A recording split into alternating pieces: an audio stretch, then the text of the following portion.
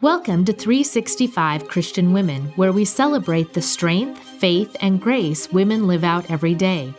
You'll hear real stories of real women who faced challenges, embraced hope, and learned to trust God through every season.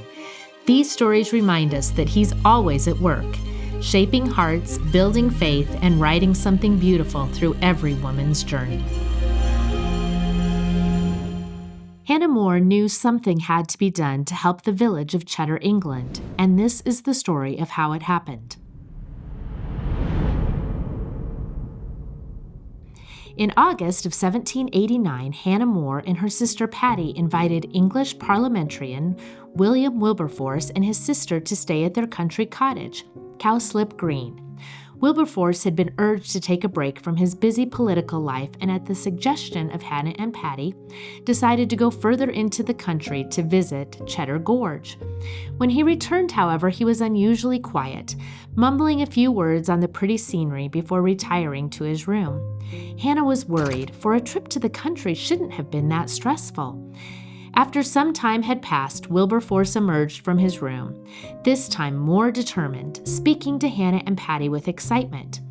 "Miss Hannah More, something must be done for Cheddar," he exclaimed. There was no resident minister, no manufactory, no comfort inside or outside the Spirit. Hours passed as Wilberforce explained the dire situation of the people of Cheddar, and the friends formulated a plan to help their neighbors. Wilberforce, being too busy with Parliament, couldn't stay but told Hannah and Patty, "If you will be at the trouble, I will be at the expense." It was late into the night when Hannah and her sister Patty came up with the idea to open a Sunday school in Cheddar. Going by the example of Robert Rake's schools that had began in 1780, the Cheddar School wouldn't just be a place for children to learn Bible stories for the week. It would be much more. Poor children in Cheddar, either working or unemployed with no access to regular schooling, would be able to learn to read and write on the one day that laboring wasn't required.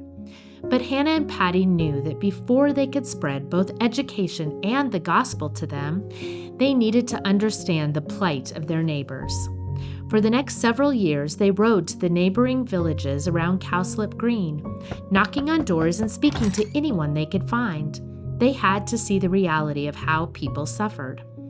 They found the poverty astronomical, with laborers who were lucky to have jobs in the mines or on a farm, making around 12 shillings a day. "I am ashamed of my comforts when I think of their wants," Hannah said. Even more debauchery reigned, Patty remarking that no one could read, but they could certainly swear. For 40 years, Cheddar had had no resident pastor, and in another parish nearby, Hannah found the pastor to be drunk 6 times a week, unable to preach for being in so many physical fights. The only Bible found was used to prop up an old flower pot. Hannah became furious that the church had all but abandoned Cheddar and its neighbors, saying they'd claimed the tithes for 50 years but had never taught a child nor preached for 40. Some villagers feared having a minister in the area because they thought their tithes would be raised, making them poorer. And as Hannah and her sister continued inquiring, they were warned to stay away, their lives being in danger. The sisters began in the village of Yatton, opening a school with 130 children. The village seemed delighted, but the work was only beginning. "It is grievous to reflect that while we are sending missionaries to our distant colonies, our own villages are perishing for lack of instruction," Hannah wrote. The start of the Yatton school quickly brought suspicion from both rich and poor alike.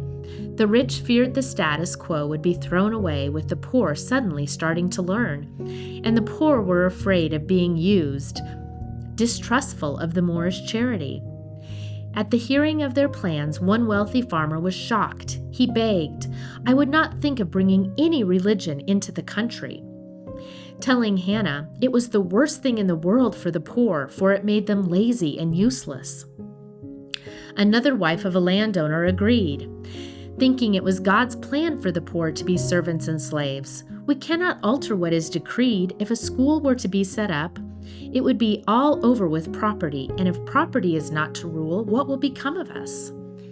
Some of the poor were so distrustful they refused to send their children to school unless Hannah would pay them for it. Still, Hannah and Patty continued to reach out to the people. One man they met along the road was a rabbit catcher, who also happened to be a Christ follower. When he learned about the schools for Cheddar, he began to cry. "You will have much difficulty," he said, "but let not the enemy tempt you to go back, and God bless your work." Other families agreed, astonished that strangers would come to Cheddar to help. Happy the children wouldn't be tempted to steal apples from the orchards during their idle time on Sundays. It took time and convincing, along with financial backing from their friend Wilberforce, but a place for a school in Cheddar was found. North Street would be where they would open, in a house that needed a few renovations but was a comfortable two-story with a thatched roof. They hired Mrs. Barber, a teacher who also loved Jesus, and the school was ready. After the opening, Hannah visited the school 5 weeks later, giving Mrs. Barber and the children who attended time to adjust.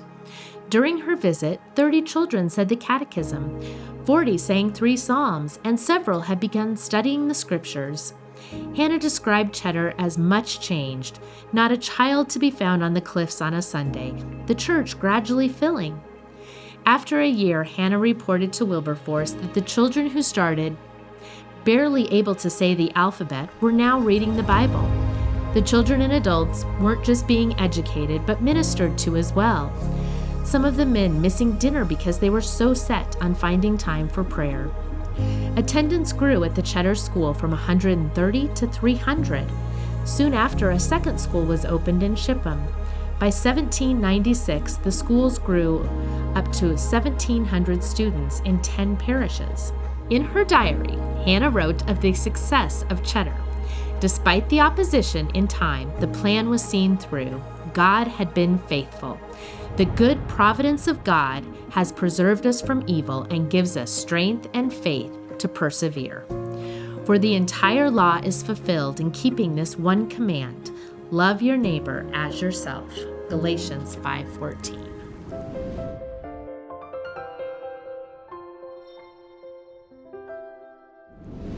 Hi, my name is Letitia. We just heard a powerful story about Miss Hannah Moore. Hannah was shocked to learn the struggle of her neighbors, but was willing to learn about the problem and then, with God's help, was able to make a difference. Are we aware of the plight of our neighbors? It's so easy to get wrapped up in our own issues, but God calls us to be aware of those in need around us.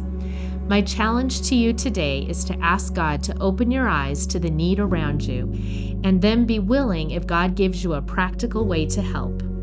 As we recognize our worth in Jesus, we are able to extend tangible acts that demonstrate God's care and compassion.